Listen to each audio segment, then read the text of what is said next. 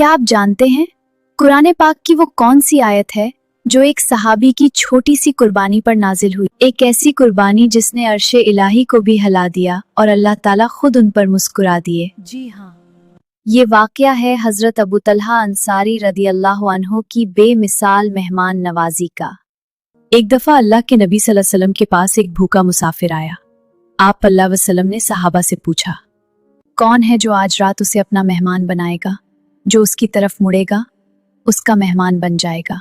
हजरत अबू तलहा रदियल्लाहु अन्हु उसे घर ले गए। घर जाकर मालूम हुआ कि खाना सिर्फ बच्चों के लिए काफी है। उन्होंने अपनी बीवी से कहा, और जब हम दस्तरवान पर बैठें तो तुम चिराग ठीक करने के बहाने उसे बुझा देना।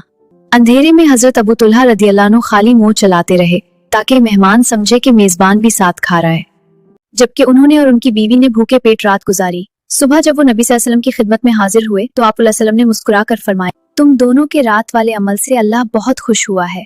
और इसी मौके पर सूरह हशर की आयत नाजिल हुई कि वो दूसरों को अपने ऊपर तरजीह देते हैं, ख्वाह वो खुद फाका कशी में हो। सुभान अल्लाह। जज्बा। क्या आज हम अपने भाइयों के लिए थोड़ी सी कुर्बानी दे सकते हैं? या अल्लाह, हमें भी इसार और कुर्बानी का जज्बा अता फरमा। आमीन। ऐसी ईमान अफरोज वीडियोस के लिए एनएम स्टोरीज को सब्सक्राइब जरूर करें।